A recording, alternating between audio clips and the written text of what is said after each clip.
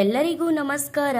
ATV Karnataka YouTube ಚಾನೆಲ್ಗೆ ತಮಗೆಲ್ಲರಿಗೂ ಕೂಡ ಪ್ರೀತಿಯ ಸ್ವಾಗತ. ಸಿಂಹ ರಾಶಿಯ 2025ನೇ ವರ್ಷದ ಏಪ್ರಿಲ್ ತಿಂಗಳ ಭವಿಷ್ಯ ಹೇಗಿರುತ್ತೆ, ಸಿಂಹ ರಾಶಿಯವರಿಗೆ ಏಪ್ರಿಲ್ ತಿಂಗಳಲ್ಲಿ ಯಾವೆಲ್ಲ ಶುಭ ಫಲಗಳು ದೊರೆಯಲಿದೆ, ಯಾವೆಲ್ಲ ಅಶುಭ ಫಲಗಳು ಬರಲಿದೆ, ಆ ಅಶುಭ ಫಲಗಳಿಗೆ ಪರಿಹಾರಗಳೇನು ಎಂಬುದರ ಬಗ್ಗೆ ಈ ವಿಡಿಯೋದಲ್ಲಿ ನಾನು ನಿಮಗೆ ತಿಳಿಸಿಕೊಡ್ತೀನಿ. ಬನ್ನಿ. ಅದಕ್ಕೂ ಮುನ್ನ ನೀವೇನಾದರೂ ಸಿಂಹ ರಾಶಿಯವರಾಗಿದ್ದರೆ, ದೇವರು ಮತ್ತು ಜ್ಯೋತಿಷ್ಯ ಶಾಸ್ತ್ರವನ್ನು ನಂಬುವುದಾದರೆ ಈ ವಿಡಿಯೋಗೆ ಈಗಲೇ ಒಂದು ಲೈಕ್ ಕೊಡಿ ಮತ್ತು ತಪ್ಪದೇ ನಮ್ಮ ಎಟಿವಿ ಕರ್ನಾಟಕ ಯೂಟ್ಯೂಬ್ ಚಾನಲ್ ಅನ್ನು ಸಬ್ಸ್ಕ್ರೈಬ್ ಮಾಡಿಕೊಳ್ಳಿ. ನಿಮ್ಮ ಜೀವನದಲ್ಲಿ ಯಾವುದೇ ಸಮಸ್ಯೆ ಇದ್ದರೂ ಕೂಡ ಡಿಸ್ಪ್ಲೇ ಆಗುತ್ತಿರುವಂತಹ ಗುರೂಜಿ ನಂಬರ್ಗೆ ಕರೆ ಮಾಡಿರಿ. ಸಿಂಹ ರಾಶಿಯ 2025ನೇ ವರ್ಷದ ಏಪ್ರಿಲ್ ತಿಂಗಳ ಮಾಸ ಭವಿಷ್ಯದಲ್ಲಿ ಸಿಂಹ ರಾಶಿಯವರಿಗೆ ಒಂದು 85% ಅಶುಭ ಫಲಗಳೇ ಇದೆ, ಒಂದು 25% ಮಾತ್ರ ಶುಭ ಫಲಗಳಿದೆ. ಹಾಗೇನೆ ಗ್ರಹಗಳು ಈ ರಾಶಿಯವರಿಗೆ ನೀಚ ಸ್ಥಾನದಲ್ಲಿ ಹೆಚ್ಚಾಗಿರೋದ್ರಿಂದ ತುಂಬಾನೇ ಅಶುಭ ಫಲಗಳು ಅನ್ನೋದನ್ನ ಈ ರಾಶಿಯವರು ಪಡ್ಕೋಬೇಕಾಗತ್ತೆ. ಹಾಗೇನೆ ಅದಕ್ಕೆ ಪರಿಹಾರಗಳೇನೇನಿದೆ ಅನ್ನೋದ್ರ ಬಗ್ಗೆನೂ ಕೂಡ ಹೇಳ್ತೀನಿ. ಈ ವಿಡಿಯೋನ ಸ್ಕಿಪ್ ಮಾಡದೆ ಕೊನೆವರೆಗೂ ನೋಡಿ, ಆಗ ಮಾತ್ರ ಸಂಪೂರ್ಣವಾಗಿ ನಿಮಗೆ ಮಾಹಿತಿ ಅನ್ನೋದು ಬಂದು ಸೇರುತ್ತೆ. ಇನ್ನು ಸಿಂಹ ರಾಶಿಯವರಿಗೆ ಮೊದಲಿಗೆ ಶುಭ ಫಲಗಳ ಬಗ್ಗೆ ಮಾತನಾಡೋಣ. ಸಿಂಹ ರಾಶಿಯವರಿಗೆ ಸಾಮರ್ಥ್ಯ ಅನ್ನೋದು ಜಾಸ್ತಿ ಇರುತ್ತೆ. ಹಾಗೇನೆ ಈ ರಾಶಿಯವರು ಸಾಹಸಮಯವಾಗಿರ್ತಾರೆ. ಈ ರಾಶಿಯವರು ಹೇಗಿರ್ತಾರೆ ಅಂದ್ರೆ, ಇವರಿಗೆ ಸಾಮರ್ಥ್ಯ ಜಾಸ್ತಿ.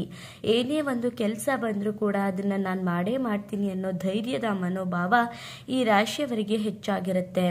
ಮತ್ತೆ ಈ ರಾಶಿಯವರು ಹೆಚ್ಚಾಗಿ ಸಾಹಸ ಮಾಡ್ತಾರೆ. ಆದ್ರಿಂದ ಏನಾದರೂ ಲಾಸ್ ಆಗುತ್ತೆ ಅಂದ್ರೂ ಕೂಡ ಇಲ್ಲ, ಅದ್ಯಾಕೆ ಲಾಸ್ ಆಗಬೇಕು ಅಂತ ಹೇಳ್ಬಿಟ್ಟು ಅವರು ರಿಸ್ಕ್ ತಗೊಳ್ಳೋದು ಜಾಸ್ತಿ ಇರುತ್ತೆ ಈ ಸಿಂಹ ರಾಶಿಯವರು. ಹಾಗೆಯೇ ಈ ರಾಶಿಯವರಿಗೆ ಸುಖ ಸ್ಥಾನದಲ್ಲಿ ಬುಧ ಗ್ರಹ ಇರೋದ್ರಿಂದ ಹಣಕಾಸಿಗೆ ತೊಂದರೆ ಬಂದರೆ ಸ್ನೇಹಿತರು ಈ ರಾಶಿಯವರಿಗೆ ಸಹಾಯ ಮಾಡ್ತಾರೆ. ಈ ರಾಶಿಯವರಿಗೆ ಬುಧಾದಿತ್ಯ ಯೋಗ ಅನ್ನೋದು ಏಪ್ರಿಲ್ ತಿಂಗಳಲ್ಲಿ ಇರೋದ್ರಿಂದ, ಅಂದ್ರೆ ನೀಚ ಸ್ಥಾನದಲ್ಲ, ಲಾಭ ಸ್ಥಾನದಲ್ಲಿ ಬುಧ ಗ್ರಹ ಮಾತ್ರ ಇರೋದ್ರಿಂದ ಈ ರಾಶಿಯವರು ಏನಾದ್ರೂ ಹಣಕಾಸಿಗೆ ತೊಂದರೆಗೆ ಸಿಕ್ಕಾಕೊಂಡ್ರೆ ಇವ್ರ ಫ್ರೆಂಡ್ಸ್ ಯಾರಾದ್ರೂ ಇವ್ರಿಗೆ ಸಹಾಯ ಮಾಡ್ತಾರೆ. ಇದೊಂದೇ ಈ ರಾಶಿಯವರಿಗೆ, ಬುಧ ಗ್ರಹ ಒಂದೇ ಈ ತಿಂಗಳಲ್ಲಿ ಈ ರಾಶಿಯವರಿಗೆ ಸುಖ ಸ್ಥಾನದಲ್ಲಿ ಇರೋದು. ಇದೊಂದೇ ಇರೋದ್ರಿಂದ ಅಶುಭ ಫಲಗಳು ಏನೇನಿದೆ ಅಂತ ಮೊದಲಿಗೆ ನೋಡೋಣ. ಹಾಗೇನೆ ಈ ರಾಶಿಯವರಿಗೆ ಈ ತಿಂಗಳಲ್ಲಿ ಅನಾನುಕೂಲನೇ ಜಾಸ್ತಿ ಇರುತ್ತೆ. ಅನುಕೂಲಕ್ಕಿಂತ ಅನಾನುಕೂಲನ ರಾಶಿಯವರು ಜಾಸ್ತಿ ಪಡ್ಕೋತಿದ್ದಾರೆ ಈ ಸಿಂಹ ರಾಶಿಯವರು. ಕುಜ ಕೂಡ ವ್ಯಯಸ್ಥಾನಕ್ಕೆ ಬರ್ತಾರೆ. ಹಾಗಾಗಿ ಭೂಮಿ ವ್ಯವಹಾರ ಮಾಡೋರಿಗೆ ನಷ್ಟ ಆಗುತ್ತೆ, ಹಣ ಹೂಡಿಕೆ ಮಾಡೋದ್ರೆ ನಷ್ಟ ಆಗುತ್ತೆ, ಭೂಮಿಗೆ ಸಂಬಂಧಪಟ್ಟಂತಹ ವ್ಯವಹಾರ ಮಾಡೋರಿಗೆ ತೊಂದರೆ ಆಗುತ್ತೆ. ಕುಜ ಈ ತಿಂಗಳಲ್ಲಿ ವ್ಯಯಸ್ಥಾನಕ್ಕೆ ಬರೋದ್ರಿಂದ ನೀವೇನಾದರೂ ರಿಯಲ್ ಎಸ್ಟೇಟ್ ಕೆಲಸ ಮಾಡ್ತಿದ್ರೆ ಈ ರಾಶಿಯವರಿಗೆ ಹೆಚ್ಚಿನ ಸಮಸ್ಯೆ ಅನ್ನೋದು ಎದುರಾಗುತ್ತೆ. ಅಥವಾ ನೀವೇನಾದರೂ ಜಮೀನು ತಗೋಬೇಕು, ಸೈಟ್ ತಗೋಬೇಕು ಅಂತ ಯೋಚನೆ ಮಾಡ್ತಿದ್ರೆ ಖಂಡಿತವಾಗ್ಲೂ ಕೂಡ ಬೇಡ, ಸ್ವಲ್ಪ ಮುಂದೂಡಿ. ಇದರಿಂದ ಕೂಡ ಸಾಕಷ್ಟು ನಷ್ಟ ಅನ್ನೋದನ್ನ ನೀವು ಪಡ್ಕೋಬೇಕಾಗತ್ತೆ. ಮನೆ ಕಟ್ಟಬೇಕು ಅಂತ ಯೋಚನೆ ಮಾಡ್ತಿದ್ರೆ ಖಂಡಿತವಾಗ್ಲೂ ಇವಾಗಂತೂ ಬೇಡವೇ ಬೇಡ. ಇನ್ನು ನೀವೇನಾದರೂ ಹಣನ ಎಲ್ಲಾದರೂ ಹೂಡಿಕೆ ಮಾಡಬೇಕು, ಈಗ ಮ್ಯೂಚುವಲ್ ಫಂಡ್ಸಲ್ಲಿ ಅಥವಾ ಶೇರ್ ಮಾರ್ಕೆಟ್ಸಲ್ಲಿ ಈ ಥರ ಏನಾದರೂ ಹೂಡಿಕೆ ಮಾಡಬೇಕು ಅಂದರೆ ಹುಷಾರಾಗಿ ಹೂಡಿಕೆ ಮಾಡಿ. ಹಾಗೆಯೇ ಹಣ ಹೂಡಿಕೆ ಮಾಡಬೇಕಾದ್ರೆ ಯಾರಿಗೂ ಕೂಡ ಬಡ್ಡಿಗೆ ಸಾಲ ಅಂತ ಕೊಡಬೇಡಿ. ಇದರಿಂದ ನಷ್ಟ ಹೊರತು ನಿಮಗೆ ಯಾವುದೇ ರೀತಿಯಾದಂತಹ ಲಾಭ ಅನ್ನೋದು ಬರಲ್ಲ. ಇನ್ನು ಕೇತುವಿನಿಂದ ಬರಬೇಕಾಗಿದ್ದಂತಹ ಹಣ ಅನ್ನೋದು ಬರಲ್ಲ.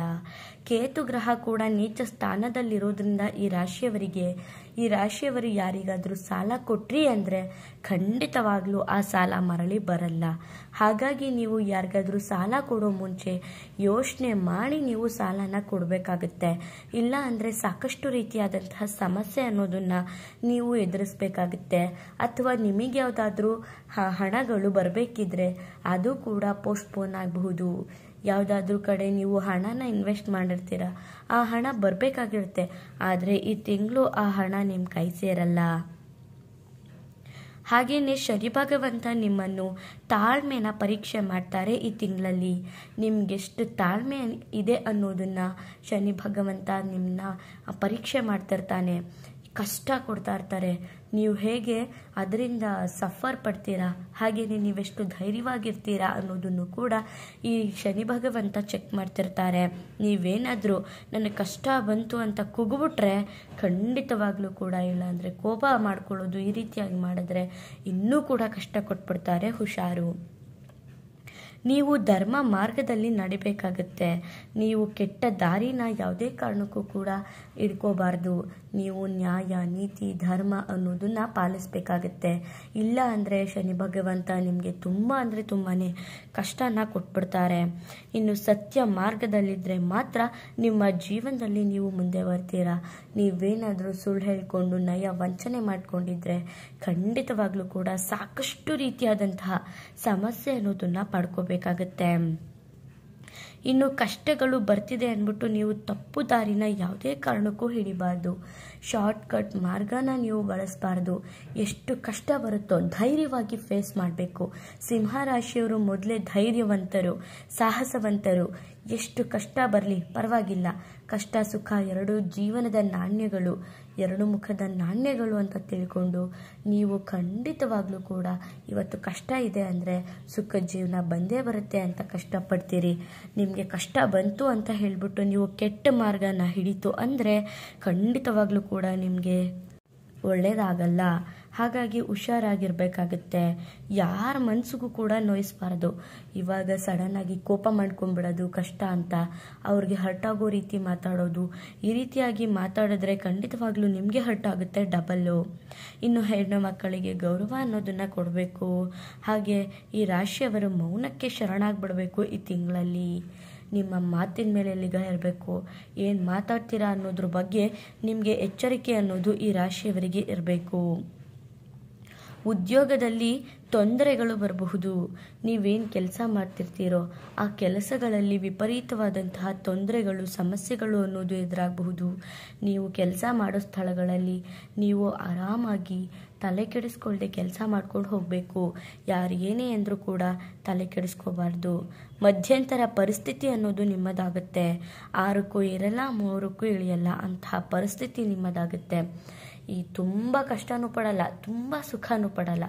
ಆ ರೀತಿಯಾಗಿ ಮಧ್ಯದಲ್ಲಿ ನಿಂತ್ಕೊಂಡ್ಬಿಟ್ಟಿರ್ತಾರೆ ಈ ರಾಶಿಯವರು. ಕಷ್ಟನ ಎದುರಿಸಿದರೆ ಸುಖ ಜೀವನ ನಿಮ್ಮದಾಗುತ್ತೆ. ನೀವು ಈ ತಿಂಗಳು ಎಷ್ಟು ಕಷ್ಟನ ಎದುರಿಸ್ತೀರೋ, ಎಷ್ಟು ಕಷ್ಟನ ಫೇಸ್ ಮಾಡ್ತೀರೋ ಅಷ್ಟು ಸುಖದ ಜೀವನ ಅನ್ನೋದು ಮುಂದಿನ ತಿಂಗಳಲ್ಲಿ ಬರುತ್ತೆ. ಹಣಕಾಸಿನ ವಿಚಾರದಲ್ಲಿ ಹುಷಾರಾಗಿರಬೇಕು. ಗುರು ಕೂಡ ಅನಾನುಕೂಲವಾಗಿರೋದ್ರಿಂದ ಉದ್ಯೋಗದಲ್ಲಿ ಸಾಕಷ್ಟು ರೀತಿಯ ಸಮಸ್ಯೆ ಅನ್ನೋದನ್ನು ಎದುರಿಸಬೇಕಾಗುತ್ತೆ. ಗುರುಬಲ ಇಲ್ಲ ಅಂದರೆ ಸಾಕಷ್ಟು ರೀತಿಯಾದಂತಹ ಸಮಸ್ಯೆ ಅನ್ನೋದು ಕೂಡ ಎದುರಾಗಬಹುದು. ಇನ್ನು ಪರಿಹಾರಗಳು ಏನೇನು ಮಾಡ್ಕೋಬೇಕು, ನಮ್ಮ ಜೀವನದಲ್ಲಿ ಇಷ್ಟೊಂದು ತೊಂದರೆಗಳು ಬಂದ್ಬಿಡ್ತಲ್ಲ ಈ ತಿಂಗಳಲ್ಲಿ ಅಂತ ನೋಡಿದ್ರೆ ನೀವು ಪೂಜೆ ಪುನಸ್ಕಾರನ ಹೆಚ್ಚಾಗಿ ಮಾಡಬೇಕಾಗುತ್ತೆ. ನಿತ್ಯ ಪೂಜೆ ಮಾಡಿ. ಹಾಗೆಯೇ ಲಕ್ಷ್ಮೀ ದೇವಿಯ ಸಹಸ್ರನಾಮ ಓದಬೇಕಾಗುತ್ತೆ. ಸಂಕಷ್ಟಹರ ಚತುರ್ದಶಿನ ಆಚರಣೆ ಮಾಡಬೇಕಾಗುತ್ತೆ. ಈ ರೀತಿಯಾಗಿ ನೀವು ಮಾಡೋದ್ರಿಂದ ನಿಮ್ಮ ಅಶುಭ ಫಲಗಳು ಕ್ರಮೇಣವಾಗಿ ಕಡಿಮೆ ಆಗ್ತಾ ಬರುತ್ತೆ, ಶುಭ ಫಲಗಳು ಹೆಚ್ಚಾಗುತ್ತೆ. ನೋಡಿದ್ರಲ್ಲ ಸಿಂಹರಾಶಿಯವರಿಗೆ ಏಪ್ರಿಲ್ ತಿಂಗಳಲ್ಲಿ ಎಷ್ಟೆಲ್ಲ ಅನಾನುಕೂಲವಾಗಿದೆ ಅಂತ.